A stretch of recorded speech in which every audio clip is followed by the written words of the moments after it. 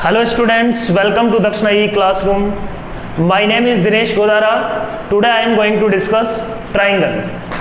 Okay, triangle topic में अपन सबसे पहले बात करेंगे इंट्रोडक्शन, सिमिलर ट्राइंगल क्या होता है, थेल्स थ्योरम क्या होती है एंड उस पर बेस्ड प्रॉब्लम्स. ये अपना आज का डिस्कशन है. तो सबसे पहले शुरू करते हैं. What is triangle? ट्राइंगल अपन जानते हैं, ठीक है. इस ट्राइंगल की कुछ प्रॉपर्टीज है. पहली बात, angle A is equal to angle B is equal to angle A plus angle B plus angle C is equal to क्या होता है 180 डिग्री, है ना. फिर अपन बोलते हैं कि ट्राइंगल में कोई भी दो साइड्स का सम थर्ड साइड से हमेशा क्या होना चाहिए, ग्रेटर होना चाहिए. ये ट्राइंगल की बेसिक प्रॉपर्टीज है. अभी तक जो भी अपन ट्राइंगल के बारे में जानते हैं वो अपन देख रहे हैं. यहाँ पे ए के सामने वाली साइड को मैं स्मॉल ए नाम दे देता हूँ, सी के सामने वाली साइड को स्मॉल सी, बी के सामने वाली साइड को स्मॉल बी.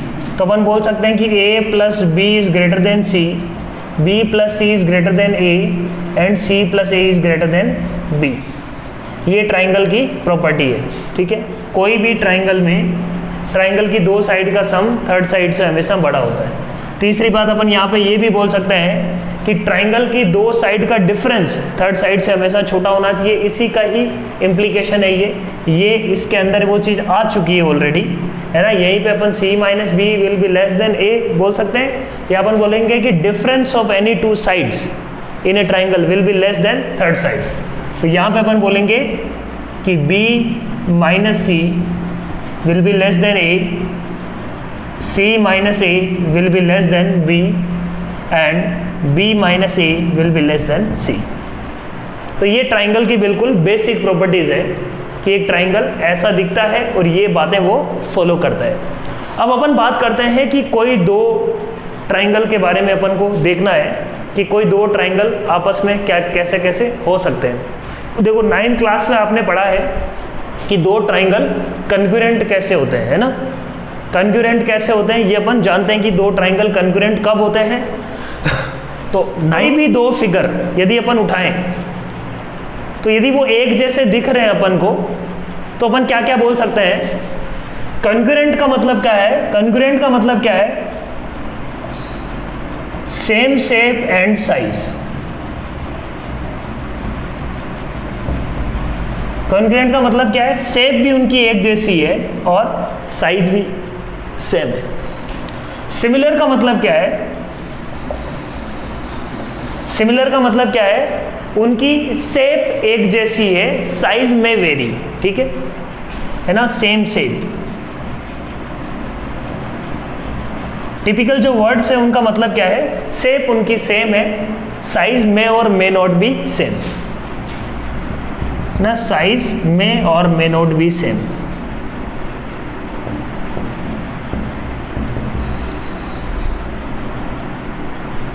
ये सिमिलर वर्ड का मतलब होगा. अब अपन बात करते हैं कि अच्छा कुछ एग्जांपल्स लेते हैं. दो चीजें कंकरेंट है, इसका कुछ एग्जांपल लेते हैं. जैसे अपने पास दो सर्किल हैं जिनकी रेडियस सेम है ना. टू सर्किल्स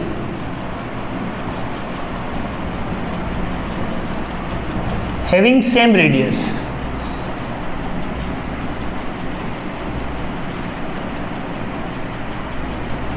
तो ये दोनों जो सर्किल्स है इनको अपन बोल सकते हैं क्या है?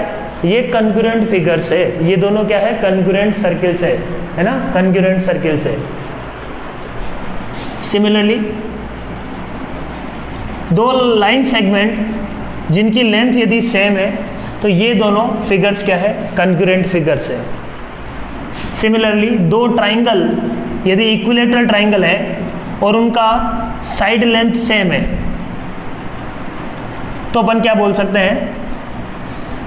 ये दोनों ट्राइंगल आपस में क्या है? कंकरेंट है, ठीक है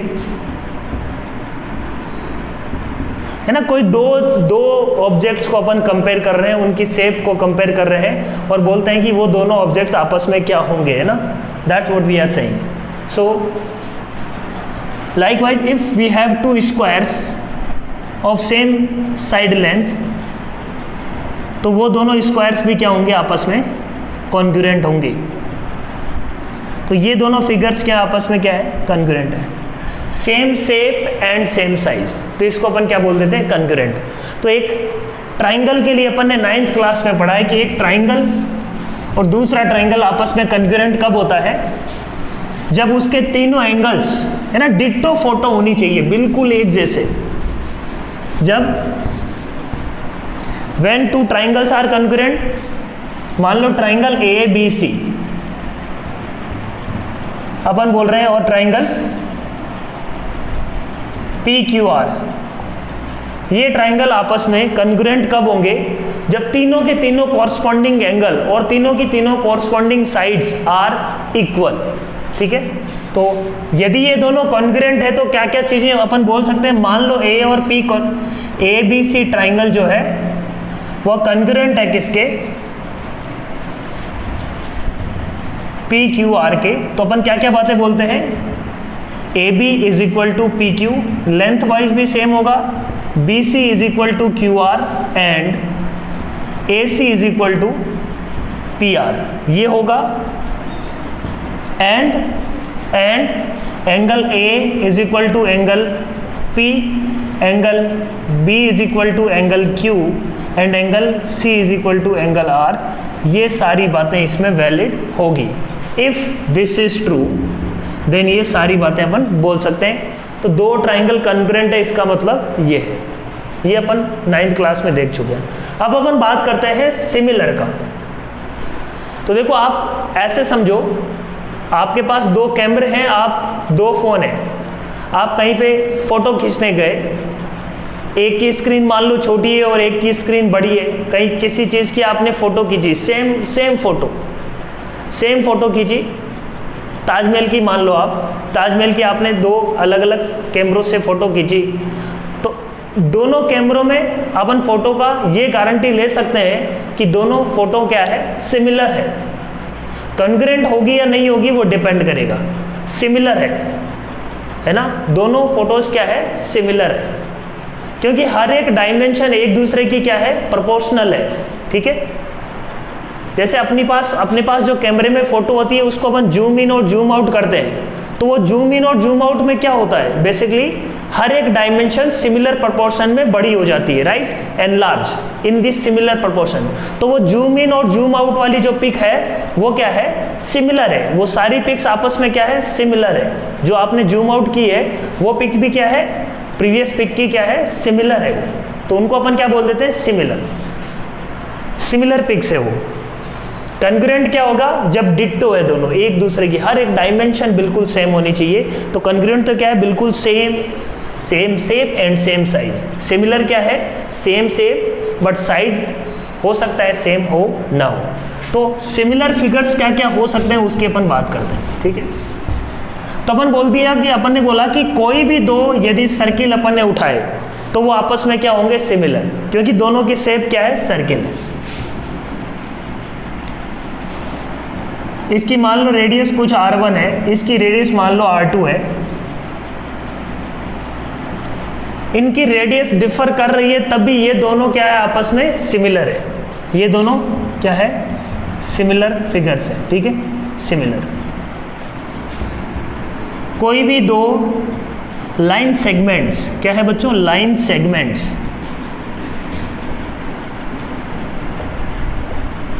आपस में क्या होंगे, सिमिलर होंगे। ठीक है, any two equilateral triangles are similar, है ना, any two equilateral triangle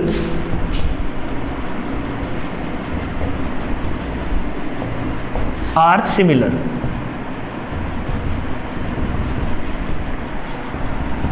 any two squares, है ना, any two squares are similar. तो सिमिलर वर्ड का अपने को मतलब समझ में आ गया होगा कि व्हाट इज सिमिलर। ठीक है, कोई भी दो स्क्वायर्स अपन ने उठाए, ये आपस में क्या होंगे, सिमिलर होंगे, क्योंकि इनकी क्या है बच्चों, इनकी शेप सेम है। शेप सेम होने का मतलब क्या हुआ, इस डायमेंशन और इस डायमेंशन का यदि अपन रेशियो निकालें, वही सेम रेशियो इस डायमेंशन और इस डायमेंशन का आएगा। तो ये यदि ये इसका डबल है तो ये भी इसका डबल होगा, ठीक है, ये भी इसका डबल होगा, ये भी इसका डबल होगा। तो इसी को अपन बोलते हैं कॉरस्पॉन्डिंग साइड्स का रेशियो क्या होने चाहिए, सेम। तो वर्ड का मतलब समझ में आ गया। उसके बाद अपन बात करते हैं what is similar triangle. What is similar triangle, या एक ट्राइंगल सिमिलर है तो वहां से अपन क्या क्या बातें बोल सकते हैं।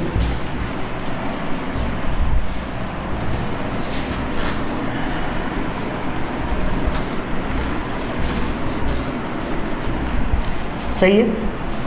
तो एक ट्राइंगल यदि सिमिलर हुआ तो अपन क्या क्या बातें बोल सकते हैं, वो अपन बात करते हैं। सिमिलर ट्राइंगल, सिमिलर ट्राइंगल क्या होता है बच्चों, यदि कोई ट्राइंगल सिमिलर है ना, if a triangle is similar, मतलब if two triangles are similar, है ना, दो ट्राइंगल की बात कर रहे हैं, जैसे ए बी सी और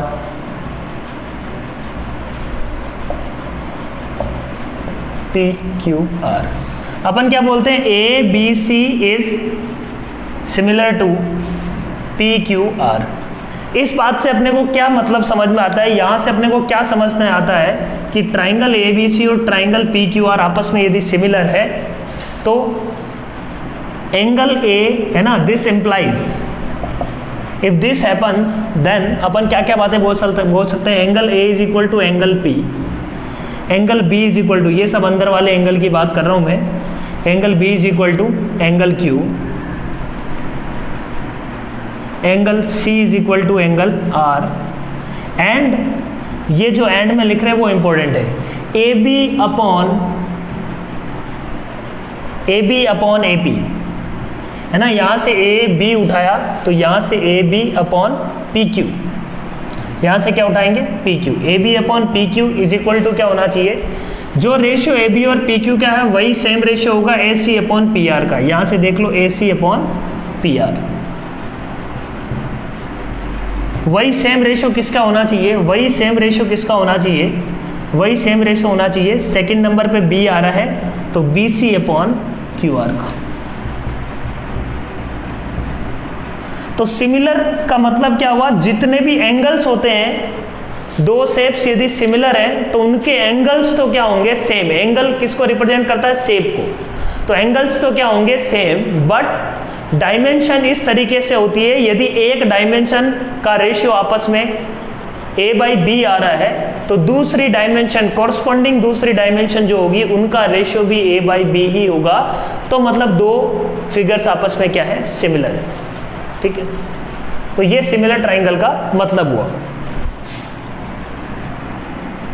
नेक्स्ट अपने पास क्या आता है, एक साइंटिस्ट थे, मैथमेटिशियन है बेसिकली, थेल्स, ग्रीक मैथमेटिशियन है। उससे पहले यूक्लिड थे, उन्होंने भी ट्राइंगल के बारे में बहुत सारी बातें बताई थी। तो आज अपन पढ़ेंगे थेल्स थ्योरम। तो सबसे पहले स्टेटमेंट पढ़ते हैं थेल्स थ्योरम का। थेल्स थ्योरम अपने को क्या बोलती है,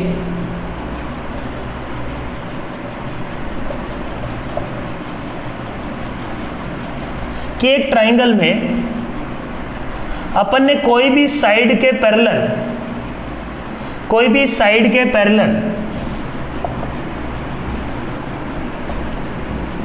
है ना, ए बी सी एक ट्राइंगल था अपने पास, उसमें डी साइड बना दी विच इज पैरेलल टू, है ना, D E is parallel to B C. तो थेल साहब का कहना है कि if D is parallel to B C then A D upon D B is equal to A E upon E C, ये होगा। तो ये थ्योरम है ना, if we draw any parallel line to any side then that parallel side will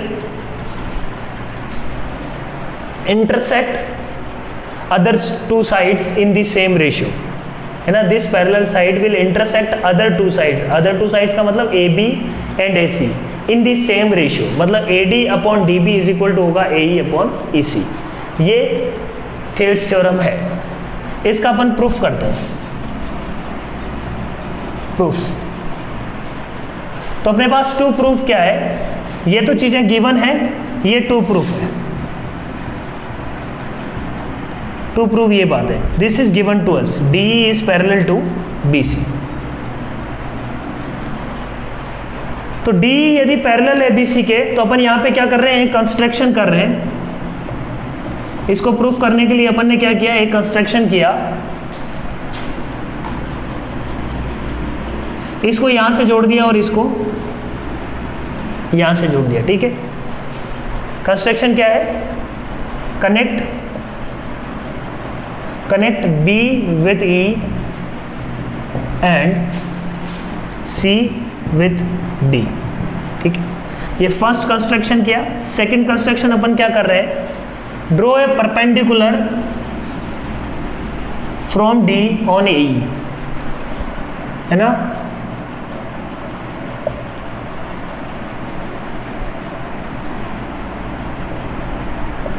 perpendicular from D on A, on A. Next perpendicular from E on A D. इस theorem को proof करने के लिए अपन ये सारी मेहनत कर रहे हैं। ये दो कंस्ट्रक्शन से अपन क्या बोलते हैं, कुछ स्टेटमेंट्स लिख रहे हैं अपन। देखो फर्स्ट स्टेटमेंट अपना, इस ट्राइंगल का एरिया यूजिंग एडी साइड, ये मान लो ये जो पॉइंट्स हैं ये है एफ है, मान लो ये जी है। ठीक है, तो इस वाले ट्राइंगल का एरिया अपन बात करें तो area of triangle A D E is equal to 1/2 A D into E F, base into height, है ना। A D as a base, 1/2 into A D, ये क्या है इसका base, half base into height वाला फॉर्मूला लगा रहा हूँ, इंटू ई एफ। ठीक, ऐसे ही area of triangle A D E दूसरी फॉर्म में भी अपन लिख सकते हैं। कैसे, ए ई की हेल्प से भी अपन इसका एरिया लिख सकते थे, ए ई को बेस मान के भी। ए ई के लिए डी जी क्या हो जाएगा अपने पास, हाइट, तो हाफ इंटू डी जी, हाफ इंटू, अच्छा बेस लिख लेते हैं, half into A E into D जी।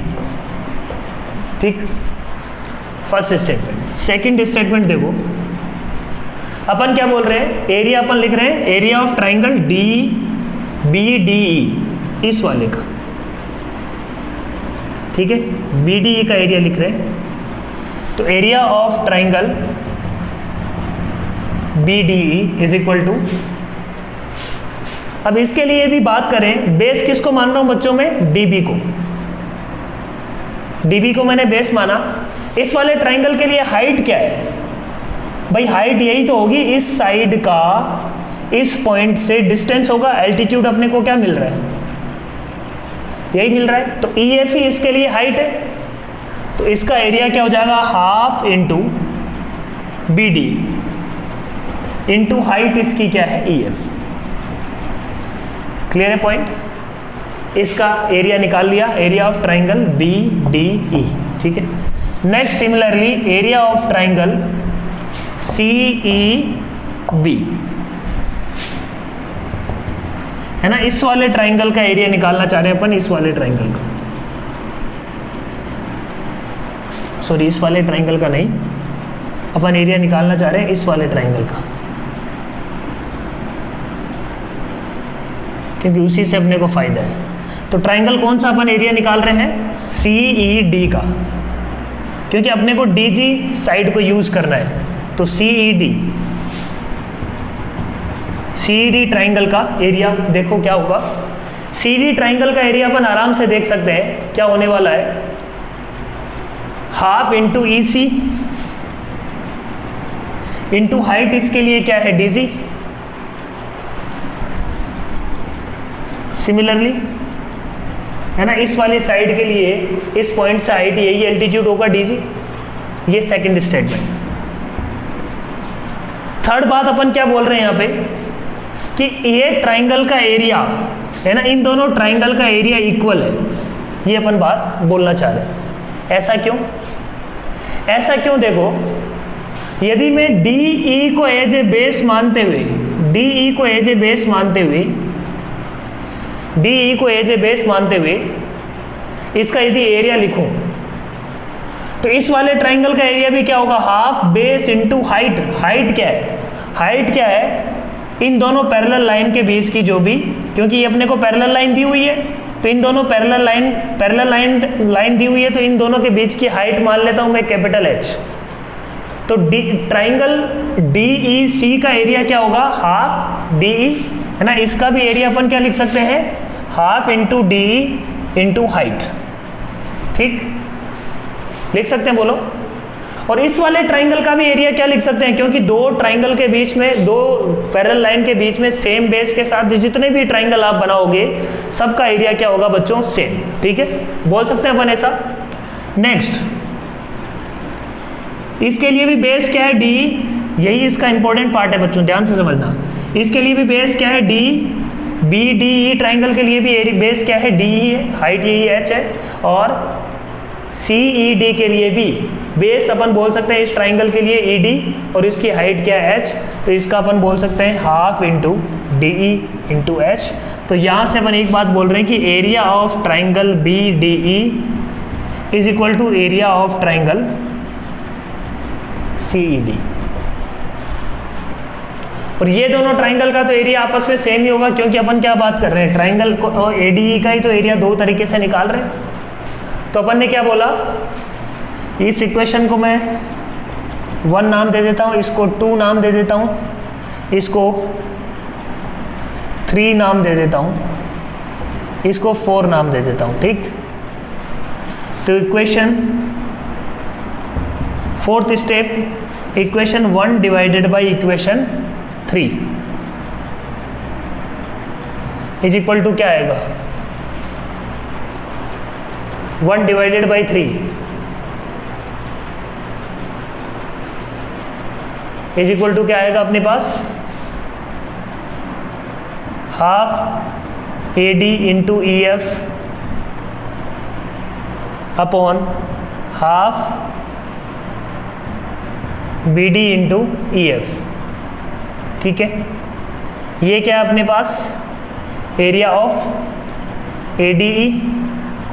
इसको अपन डायरेक्टली यहीं से लिख सकते हैं, area of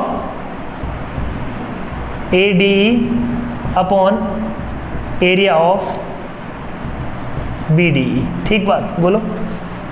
is equal to अपन क्या लिख सकते हैं, एरिया ऑफ ए डी ई को दूसरे तरीके से यहां से लिख सकते हैं 1/2 into A E into D G, और यहां से भी लिख सकते हैं 1/2 into E C into D G. ठीक बात, क्लियर है पॉइंट।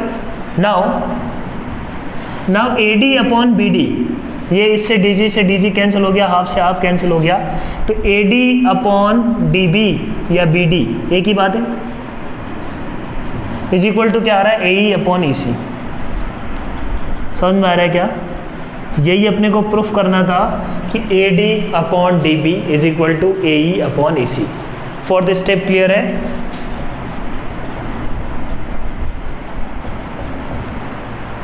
सो ये अपने पास इसका प्रूफ हो गया, थेल्स थ्योरम। ये इसका फर्स्ट है थ्योरम, फर्स्ट पोस्टुलेट है, इसको अपन फर्स्ट पोस्टुलेट मान सकते हैं, फर्स्ट थ्योरम। फिर नेक्स्ट अपन बात करते हैं सेकंड थ्योरम। सेकंड थ्योरम क्या है, इसका जस्ट रिवर्स। आप वीडियो पॉज करके इसका प्रूफ लिख लो अपनी कॉपी में। नेक्स्ट अपन बात करते हैं सेकंड थ्योरम।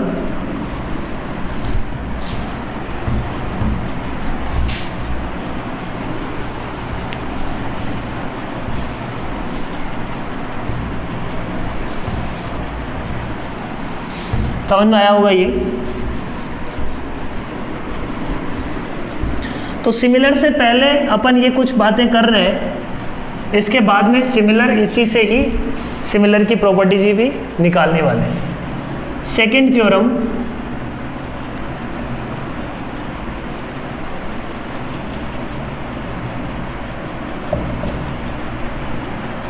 सेकंड थ्योरम क्या है, इसका जस्ट रिवर्स है ना। If A D upon D B is equal to, अपने को क्या दिया हुआ है, if a line divides two sides in the same ratio, then prove that, या then that line will be parallel to third side. Okay, postulate क्या है, if a line या a line segment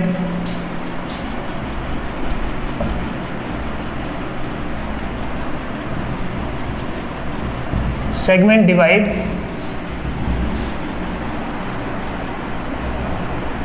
two sides of triangle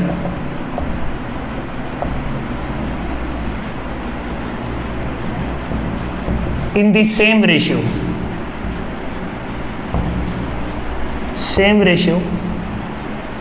then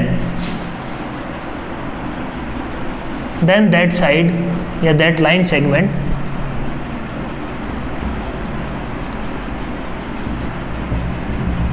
will be parallel to third side.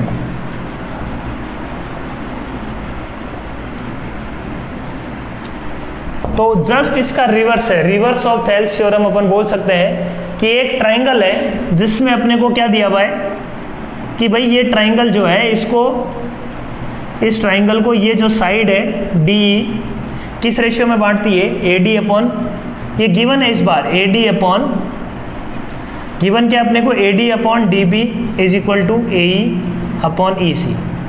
This is given to us, ये क्या अपने को given है। अपने को प्रूफ क्या करना है, then prove that D is parallel to B C.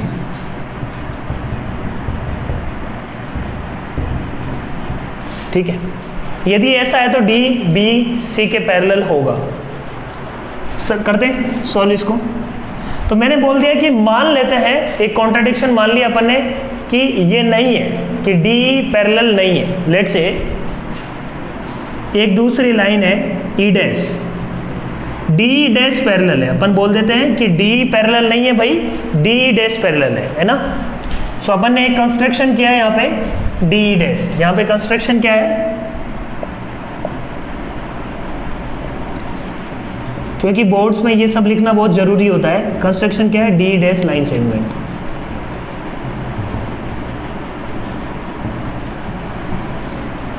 D dash line segment अपन ने मान लिया कि लेट डी डैश जो लाइन सेगमेंट है वो क्या है, कंस्ट्रक्शन अपन इस तरीके से किया है कि let D dash line segment is parallel to B C. ठीक है, ये अपन ने एज्यूम किया है, अपन ने for the time being assume किया है, और अपन ने ये प्रूफ कर देंगे कि जो ई डैश और ई पॉइंट है उसको सेम ही होना पड़ेगा, नहीं तो ये पॉसिबल नहीं है। ठीक है, तो शुरू करते हैं अपन। यदि ई डैश इसके पैरेलल है बी सी के, तो अपन बोल सकते हैं कि A D upon D B is equal to क्या होगा, from first postulate, from first theorem we can say, since what is happening, DE dash is parallel to BC, then AD upon DB is equal to AE dash upon E dash C। ये होगा, बिल्कुल सही बात है। ये तो first postulate बोलता है अपना दो। तो अपने पास देखो क्या है, AD upon DB is equal to AE dash upon E dash C, A dash upon E dash C. और अपन बोल सकते हैं कि A D upon D B किसके इक्वल दिया हुआ है, ए ई अपॉन ई सी के। तो फ्रॉम ये जो गिवन है वहां से अपन क्या बोल सकते हैं कि A D upon D B अपने को इक्वल दिया हुआ है किसके, ए ई अपॉन ई सी के, ये भी गिवन है। तो अपन यहां से क्या बोल सकते हैं, फ्रॉम दीज टू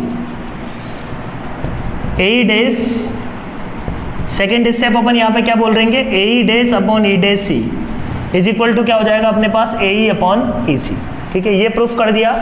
दोनों तरफ क्या कर दो थर्ड स्टेप में, +1